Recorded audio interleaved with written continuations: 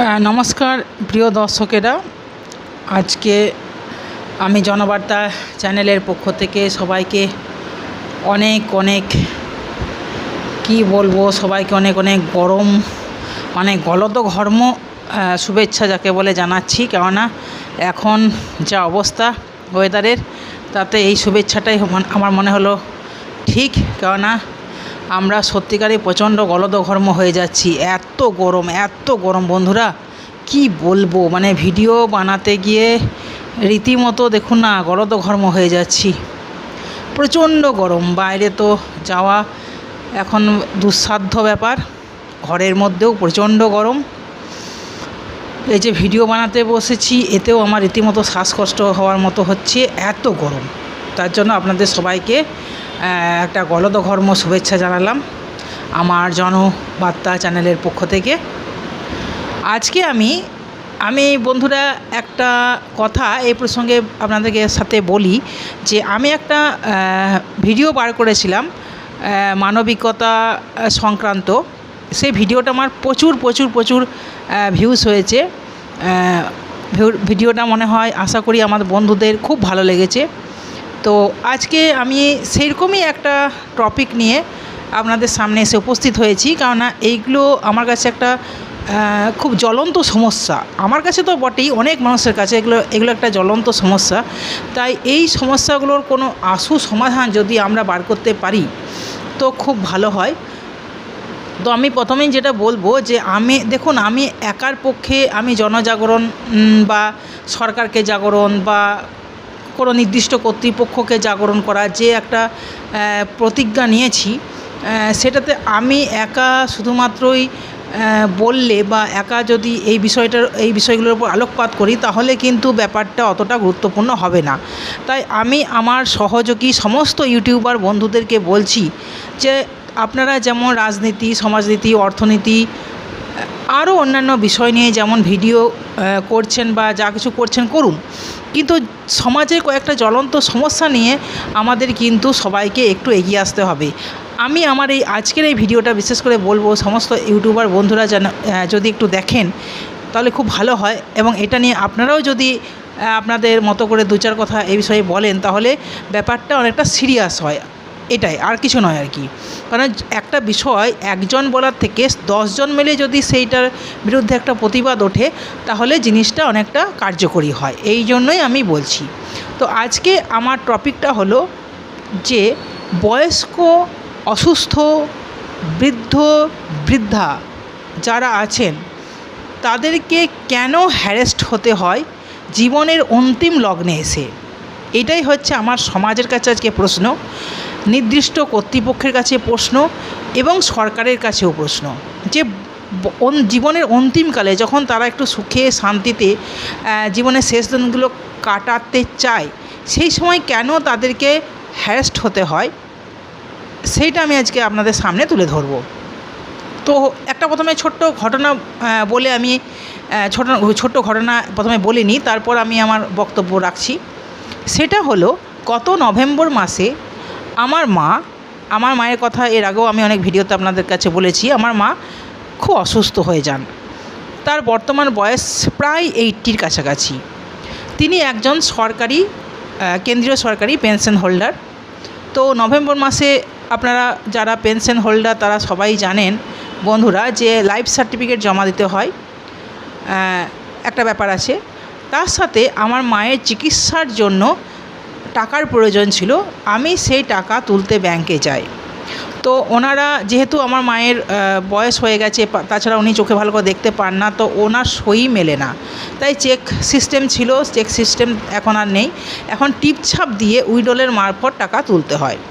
তো আমি সমস্ত কাগজপত্র, ডাক্তারি সার্টিফিকেট সমস্ত ব্যাংকে সাবমিট করলাম। ওদেরকে অনেক রিকোয়েস্ট করলাম যে ব্যাংক থেকে একজনকে পাঠিয়ে ওনারা যদি এই টাকাটা তোলার ব্যবস্থা করেন, কারণ ওনার নিজের টাকা পেনশন অ্যাকাউন্টে পড়ে আছে, অথচ উনি ট্রিটমেন্টের জন্য আমাদের অন্য ব্যবস্থা করতে হচ্ছে। সেটা যদি না হয়, তার জায়গায় যদি ওনার টাকায় ওনার ট্রিটমেন্ট করানো যায় সেটা আরও ভালো হয়। কারণ আমি দেখুন বন্ধুরা, আপনারা জানেনই আমি বিশেষ কোনো চাকরি বাকরি সরকারি করি না, আমার একটা কোচিং সেন্টার আছে, সেটা দিয়ে কোনো মতে আমি চালাই।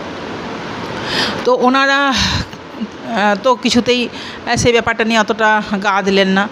যিনি যান, মানে যিনি বাড়িতে গিয়ে সব কাজ করান, পিয়ন টাইপের, তিনি তো তার তো খুব ঢেলা, হ্যাঁ, যে আমি গাড়ি তেল পুড়িয়ে যেতে পারবো না, আমার সময় হবে না, হ্যানা ত্যানা, হ্যাঁ, বলে খুব না, যে টাকা নেবে তাকে নিয়ে আসুন, নাহলে হবে না, উনি অসুস্থ হলেও হবে না, ওনাকে ব্যাংকে আসতে হবে, এসে উনি উইড্রলে টিপছাপ দেবেন, তারপরেই টাকা হবে, আমরা বাড়িতে গিয়ে সব করতে পারবো না।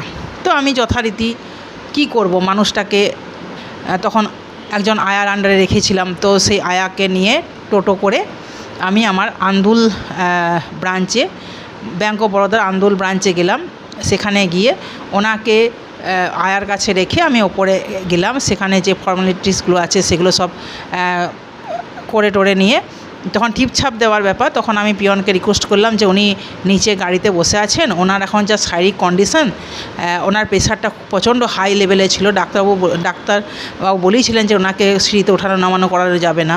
তো আমি সিঁড়িতে ওঠাইনি ওনাকে, দোতলা সিঁড়ি ভেঙে ওপরে উঠতে হয় আর কি, বুঝুন কাণ্ড। উনি প্রথম কথা, উনি একজন বেড পেশেন্ট, তারপর ওনার প্রেশার প্রচণ্ড ফ্লাকচুয়েট করছে, সেই অবস্থায় আমি কি করে ওনাকে ব্যাংকে নিয়ে গেছি, তারপরে আবার দোতলা সিঁড়ি বেয়ে তাকে নিয়ে যাওয়া কোনোভাবেই পসিবল নয়। তো তখন উনি নিচে নামলেন, টিপছাপটা দেওয়ালেন, গিয়ে আমি টোকেনটা নিয়ে বসে আছি, ভালো কথা বসে আছি। তারপর ডাক পড়লো, গেলাম, গিয়ে আমাকে বলছে যে এটা কার টিপছাপ? আমার যার পেনশন অ্যাকাউন্ট, যিনি টাকাটা নেবেন তার টিপছাপ। আচ্ছা, তিনি কোথায়? দেখুন, তিনি খুবই অসুস্থ, তিনি নিচে বসে আছেন, আপনাদের পিয়ন গেছিলো, উনি টিপছাপ নিয়ে এসছেন। হ্যাঁ, এটা ওনার টিপছাপ, আমরা কি করে বিশ্বাস করব?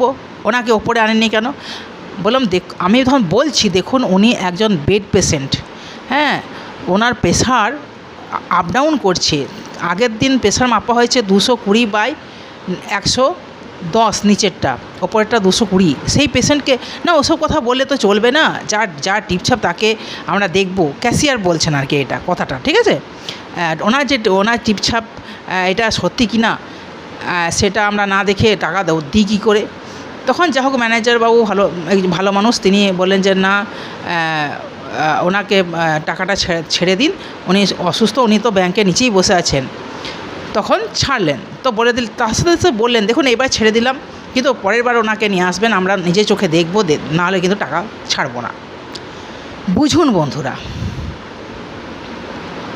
একজন বেড পেশেন্ট এতটাই সে অসুস্থ, তার নিজের হাঁটবার চলবার ক্ষমতা নেই, আয়াকে সঙ্গে করে নিয়ে তাকে ব্যাংক অবধি নিয়ে গেছি, ব্যাংকে তলায় সে টোটোতে বসে আছে, তার সাথে এই যে বিহেভিয়ারটা, কোনো মানবিকতার নিদর্শন এটা? আজকে বন্ধুরা আরেকটা কথা আজকে আমি জানার পর আমি এই ভিডিওটা বার করতে বাধ্য হলাম। সেটা হচ্ছে, আমাদের বাড়িতে একটি ভদ্রমহিলা কাজ করেন, তো উনি আর একটা বাড়িতেও কাজ করেন। তিনি একজন অসুস্থ, তার বয়স হচ্ছে 93 ইয়ার্স ওল্ড। ভালো করে বন্ধুরা শুনুন, 93 ইয়ার্স ওল্ড। তিনি অনেকবার মৃত্যুর মুখ থেকে ফিরে এসেছেন এর মধ্যেই। তিনি বসতে পারেন না, তার বেড সরে হয়ে গেছে। এই রকম অবস্থায় ব্যাংক এতদিন তিনি চেক সই করে দিতেন, সেই চেক একজন নিয়ে যেত, টাকা তুলে আনতো। এখন বলছে নাকি তার সই মিলছে না। হতেই পারে, এটা 93 বছর যার বয়স, তার কি সই সে কি ঠিকঠাক করতে পারবে না? এটা তো অস্বাভাবিক কিছু নয়। তো তাকে বলা হয়েছে যে তাকে যেন ব্যাংকে হাজির করা হয়, তবেই সে পেনশনের টাকা পাবে, নয়তো সে পাবে না। তার দুই মেয়েই বাইরে থাকে। সমস্ত এই যে ভদ্রমহিলা টিচার ছিলেন আর কি, ওনাকে দেখাশোনা করে, সবটাই কিন্তু কাজের লোকেরা। তার রান্নার জন্য একজন ভদ্রমহিলা আছেন, তার ঘর মোছা বাসন মাজার জন্য একজন ভদ্রমহিলা আছেন, তাকে দেখাশোনা করার জন্য, মানে যেটাকে আমরা আয়া বলি, সেই একজন আছেন। আজকে বলুন তো, এই ভদ্রমহিলার পেনশনের টাকাটা না পেলে এরা কিন্তু কেউই তাদের প্রাপ্য টাকা পাবে না। আজকে এই ভদ্রমহিলা অগাধ সমুদ্রে গিয়ে পড়েছেন যে আমি কি করে টাকা তুলতে যাব, আমার তো এইরকম অবস্থা, আমাকে কে নিয়ে যাবে, কিভাবে আমি ব্যাংকে যাব, কিভাবে আমি ব্যাংকে গিয়ে দাঁড়াবো। তো আমাদের দেশে এই রকম অসংখ্য বৃদ্ধ বৃদ্ধা আছেন যাদেরকে কিন্তু এই হ্যারাসমেন্টটা শিকার হতে হচ্ছে। আজকে কেন আমাদের দেশের সিস্টেমে এটা থাকবে না যে যারা অসহায় বৃদ্ধ বৃদ্ধা তাদেরকে বাড়িতে গিয়ে ব্যাংক কর্তৃপক্ষ লোক তাদেরকে দেখে আইডেন্টিফাই করে তাদের সই হোক টিপছাপ হোক যাই হোক নিয়ে এসে তাদেরকে টাকা তুলে দেওয়ার ব্যবস্থা কেন তারা করবে না? অনেক বৃদ্ধ বৃদ্ধাই আছেন যাদের ছেলেমেয়েরা বাইরে থাকেন, অনেক বৃদ্ধ বৃদ্ধা আছেন যাদের ছেলেমেয়েরা বাইরে হয়তো বাড়িতেই থাকেন, কিন্তু তাদের পক্ষে কি সবসময় নিয়ে যাওয়া সম্ভব? ছেলেমেয়েরা ঘরে থাকলে কি তারা নিয়ে যেতে পারবে? কারণ তারা তো অসুস্থ, তাদের বয়সের ভার। দ্বিতীয় কথা, তাদের চোখে দেখতে তারা পায় না ভালো করে, তারা হাঁটাচলা করতে পারে না ভালো করে। তাদেরকে ব্যাংক কর্তৃপক্ষ বলছেন যে তাদেরকে ব্যাংকে আসতে হবে, না হলে তারা তাদের টাকা পাবে না। আচ্ছা বন্ধুরা বলুন তো, তারা কি চুরি করছে না ডাকাতি করছে? তারা তো নিজের প্রাপ্য টাকা তারা নিচ্ছে। এই যে আমার ক্ষেত্রে যে হয়েছিল মায়ের ঘটনাটা, যে মাকে না দেখে টাকাটা দেবে না। আচ্ছা বলুন তো বন্ধুরা, আমি কি ব্যাংকে একটা মৃত মানুষকে কি আমি মৃত মানুষের নাম করে কি আমি টাকা নিতে গেছি? যারা সত্যিকারে চুরি করছে, যারা অন্যায়ভাবে সব কিছু আত্মসাৎ করছে, তাদের কিছু হয় না, অথচ যে ন্যায্য টাকা পাবে তাদের ক্ষেত্রে এত আইন, এত কানুন, এত তাকে দেখতে হবে সে বেঁচে আছে কি না, সে আদৌ মরে গিয়েছে কি না, এগুলো কেন? তাহলে ব্যাংক কর্তৃপক্ষ নিশ্চয়ই আমাকে তখন ভেবেছিল যে আমার মা হয়তো নেই, আমি হয়তো টাকাটা আত্মসাৎ করার জন্য ভুয়ো টিপছাপ দেখিয়ে আমি তার টাকা তোলার চেষ্টা করছি। নিশ্চয়ই এটাই হবে, এটা ছাড়া তো অন্য কিছু হতে পারে না। তাহলে বলুন তো, এইরকম হ্যারাস যাদেরকে হতে হচ্ছে তাদের ক্ষেত্রেও তো একই কথা প্রযোজ্য। তাদের সবাইকে ভাবছে যে এরা হয়তো সেই মানুষটি নেই, বা সেই মানুষটি এখন হয়তো অনেক দিন আগেই কিছু হয়ে গেছেন, এরা হয়তো টাকা আত্মসাৎ করার জন্য হয়তো ভুয়ো টিপছাপ দিয়ে, ভুয়া পরিচয়পত্র দেখিয়ে হয়তো টাকা নিতে আসছে। এটা কখনো হয় বন্ধুরা? বলুন আপনাদের যদি সত্যি মানবিকতা বোধ থাকে, আপনারা যদি সত্যি মানুষ প্রতি এতটুকু সহানুভূতিশীল হন, বলুন তো এইরকম সিস্টেম কি চলতে পারে? কেন এই সমস্ত অসহায় মানুষগুলোকে এই জীবনের অন্তিম লগ্নে এসে তাদেরকে এই কষ্ট সহ্য করতে হবে, এই জুলুম সহ্য করতে হবে? কেন ব্যাংক কর্তৃপক্ষ এই সমস্ত অসহায় বৃদ্ধ বৃদ্ধাদের জন্য তাদের ব্যাংকে পর্যাপ্ত পরিমাণে লোক রাখে না? কেন তারা লোক পাঠিয়ে ভেরিফিকেশন করে তাদের প্রাপ্য টাকা তাদের হাতে তুলে দেয় না? কেন এই সিস্টেম থাকবে না? তোমরা এর জন্য লোক নিয়োগ করো। তাহলে একটা যেমন বেকার ছেলেও চাকরি পায় বা বেকার মেয়েও চাকরি পায়, তেমনি ওই অসহায় বৃদ্ধ বৃদ্ধারা তারাও তো একটু হলেও যাকে বলে পরিষেবা পায়। তাছাড়া আমি সেটাও ছেড়ে দিলাম, এখন ডিজিটাল যুগে কত কিছুই না হচ্ছে ঘরে বসে আমরা ভিডিও কলের মাধ্যমে কত কী করছি। কেন এরকম কোনো সিস্টেম সরকার কেন করবে না? যে সমস্ত মানুষগুলো ব্যাংকে আসার ক্ষমতা নেই, তারা পেশেন্ট হতে পারে, তারা বয়সের ভারে এতটাই নুয়ে পড়েছে যে হাঁটাচলার ক্ষমতা হয়তো তাদের নেই, এরকম হতে পারে।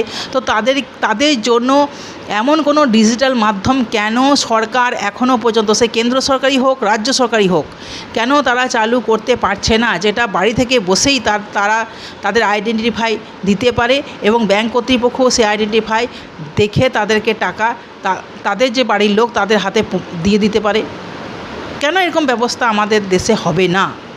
আজকে অন্যান্য দেশে দেখুন তো, যে বৃদ্ধ বৃদ্ধাদের কিন্তু এইরকম অসহায় অবস্থা কিন্তু হয় না। আজকে সত্যি ওই আমার বাড়িতে যিনি কাজ করেন, তিনি যখন বলছিলেন আমার তিনি কাঁদো হয়ে বলছিলেন, জানো বৌদি আজকে কি অবস্থা, হ্যাঁ দিদিমণি, ওনাকে দিদিমণি বলেন আর কি, উনি যেহেতু স্কুলের টিচার তাই দিদিমণি বলেন, তো দিদিমণি আজকে কি অসহায়ভাবে বলছে, হ্যাঁ গো কবিতা আমার কি হবে, আমার প্রাপ্য টাকা কি আমি পাবো না, আমি কি করে ব্যাংকে যাব, আমাকে কে নিয়ে যাবে ব্যাংকে? আজকে বলুন তো, ওনার কিন্তু কোনো সন্তান বা আত্মীয় পরিজন ওনার কাছে কেউ থাকেন না, সবাই দূরে থাকেন।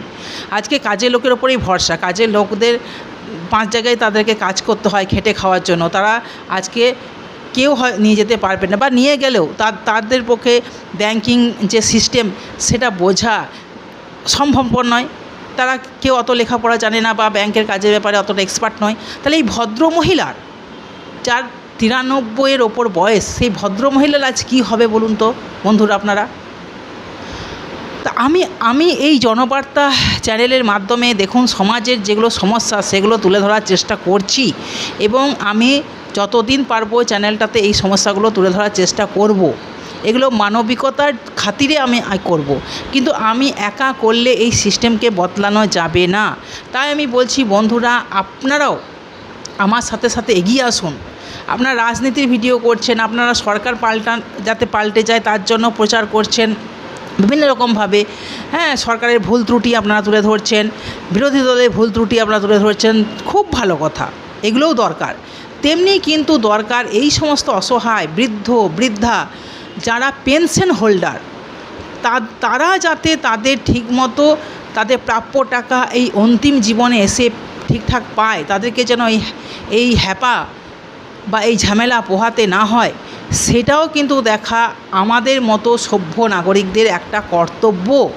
তা এই কর্তব্যের জন্য আপনাদের কাছে আমার একটাই রিকোয়েস্ট যে আপনারা সবাই এগিয়ে আসুন, না হলে এই সমস্যার সমাধান আমি একা করতে পারবো না।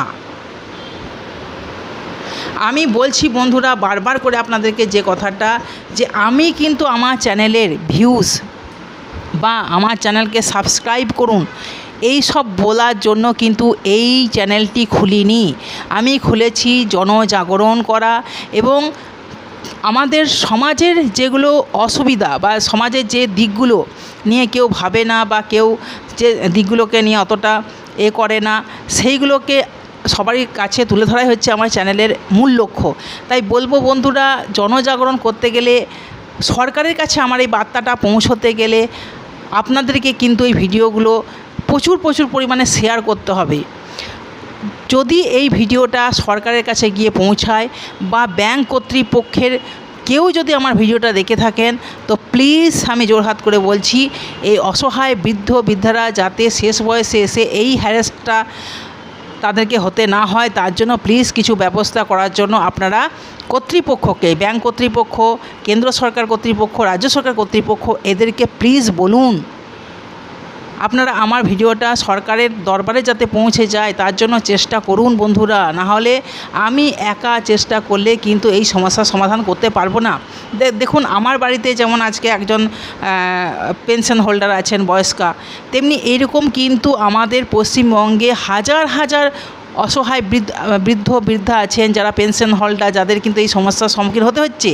যেমন আমি আর একটা ঘটনা বললাম, আমার কাজের মেয়ের যে দিদিমণি, তার কথা বললাম। এরকম আরও অনেক আমি তো দুটো ঘটনার সাক্ষী, এরকম আরও অনেক ঘটনার কথা আপনারাও জানেন। তা আপনারা প্লিজ এগিয়ে আসুন, এগিয়ে এসে এই রকম যে ভিডিওগুলো আমি বার করছি সেগুলো আপনারা শেয়ার করুন, সেগুলো আপনারা সমাজের সমস্ত স্তরের মানুষের কাছে ছড়িয়ে দিন, সরকার কর্তৃপক্ষকে জাগরিত করুন। নাহলে কিন্তু আমাদের দেশ ঘুমিয়েই থাকবে, আমাদের দেশ পার্টি পলিটিক্স এই সবের দিকেই ব্যস্ত থাকবে, এই সমস্ত মানুষগুলোর কথা কেউ চিন্তা করবেন না। তাই আপনারা প্লিজ আমার ভিডিওটা প্রথম থেকে শেষ পর্যন্ত দেখুন এবং দেখার পর এই বার্তাগুলো সবার কাছে পৌঁছে দেওয়ার ব্যবস্থা করুন। আমি সরকারের কাছে, আমার ভিডিও শেষে সরকারের কাছে আমি একটা রিকোয়েস্ট করব যে আপনারা অনেক ভালো কাজ করছেন, ঠিক কথা, কিন্তু এই দিকটা, এই অসহায় বৃদ্ধ বৃদ্ধারা যাতে হ্যারাসড না হয়, তারা যাতে তাদের পেনশন তুলতে পারেন, তার জন্য যদি কোনো ডিজিটাল মাধ্যমের ব্যবস্থা করা যায় বা ব্যাংক থেকে লোক পাঠানো যায়, তার জন্য লোক নিয়োগ করার যা করার দরকার কর্তৃপক্ষ সেগুলোর জন্য করেন, এটাই আমার কিন্তু মূল বক্তব্য এবং এই আবেদনটাই কিন্তু আমি সবার কাছে রেখে গেলাম। নমস্কার বন্ধুরা।